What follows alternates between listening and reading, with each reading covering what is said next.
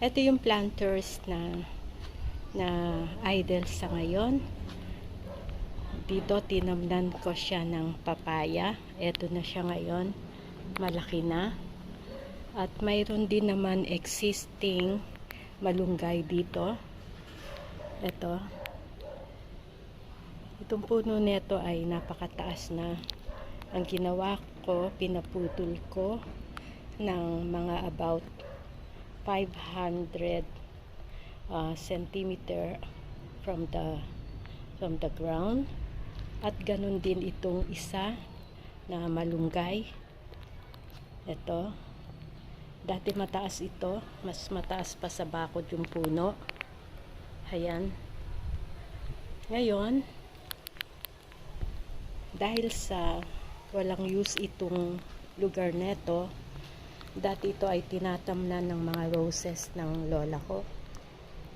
Ngayon ay wala na siya, kaya wala na rin siyang roses. Ngayon ay nililinis ko to para tamnan ng mga gulay, kung anumang gulay ang mabibili ko tomorrow. Kaya sa ngayon nililinis ko tong area neto para maging pakinabang siya. Ayan, nalinis ko na to at itutuloy ko hanggang doon sa kabila. Ayan, ito yung dati naming grotto. Ayan, dito siguro magandang tamnan ng gulay, kaya sisimulan ko dito ang pagtatanim ng gulay. Ayan, katabi ng malunggay. Ito yung malunggay. At hanggang dun sa area na yon, hanggang sa may gate. Sige, pakikita ko lang sa inyo kapag may tanim na ulit. Hanggang dito na lang muna. Bye! Ito yung tools na gagamitin ko sa aking gardening.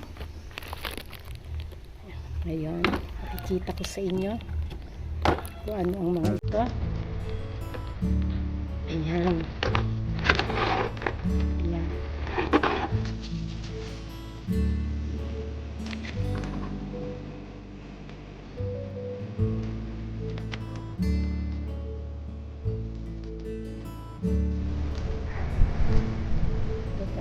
Okay. Magulis ang lupa.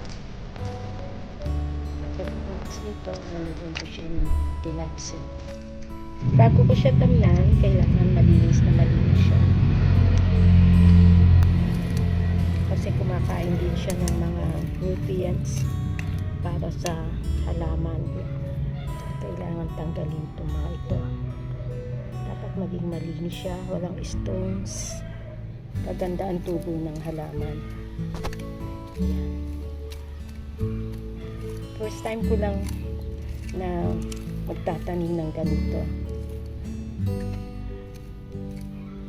Nakita ko lang to sa lola ko noon kung paano siya magtanim.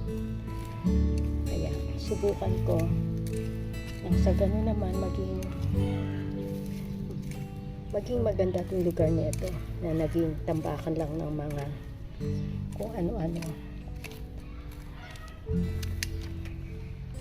At tinutubuan siya ng mga wild grass. Excited na ako tamnan ito. Actually, nag-order na ako ng mga binhi para dito. Kaya pag tinanim ko, sana malinis na to at malagyan ko siya ng fertilizer muna bago ko talaga itanim dito para malusog agad ang plants at lumaki siya agad. Wow, excited na ako. Ano kaya magiging future nitong lugar nito?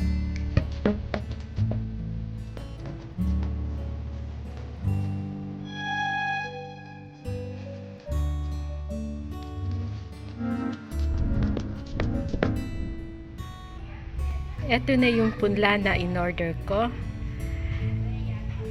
It's more than 30 pieces. combination of eggplants, okra, and chili.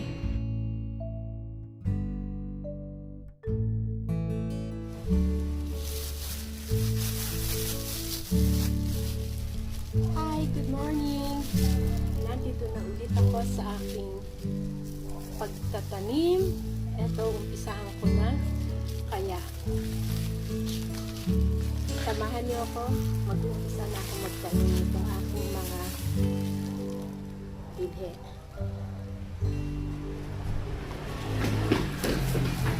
Ito, nakabili na ako ng organic loam soil. Ito.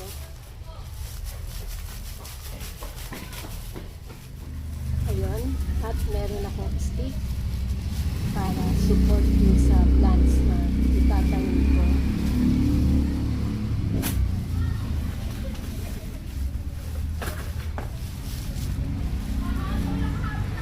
So, mag-start na ako dito. Isa-isayin ko na siyang ilagay dito sa planters. Sa gitna nito, ng weed ng planters, saka gitna nito, saka isang, and then 1 foot away from the edge of the curve. Dito ko umpisahan siya. Dito. Bigyan natin siya ng hole. Ang una ko itatanim ay ang ano ba maganda? Okra or itong eggplant. Ngayon, itong eggplant muna ang aking ilalagay dito.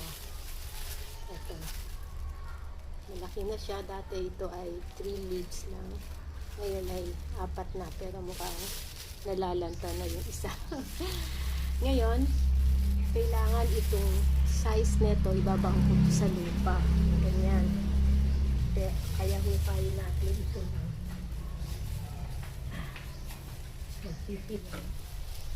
Ganyan. Ngayon, hindi ko naalisin yung plastic niya. Ang gagawin ko na lang, itong bottom part, ikakat ko. I-open ko siya para sa ganun mag-spread yung kanyang roots. Ayan, ganyan ang gagawin ko. Ayan, open ko na lang yung bottom part. Tapos, itatanim ko siya dito. Ayan.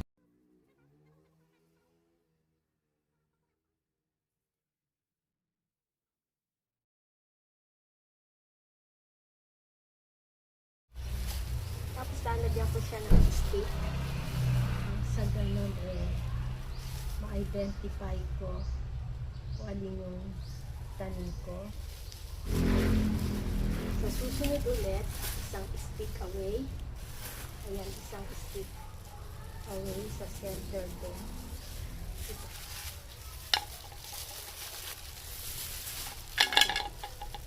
Dito ko ilalagay ito.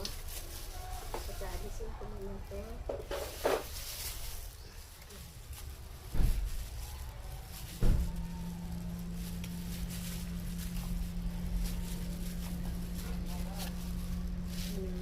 Yung talong pa rin ang ilalagay ko dito. Ito. Ito. Ngayon, sisirain ko yung nasa bottom part para mag-spread yung kanyang root.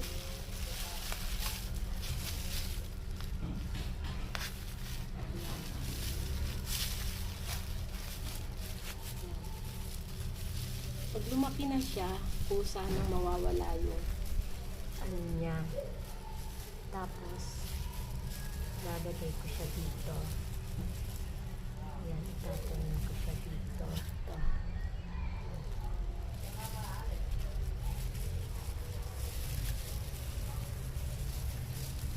Alisin ko yung plastic niya para makahinga siya. Tapos, lalagyan ko ulit siya ng stick dito Ayan, para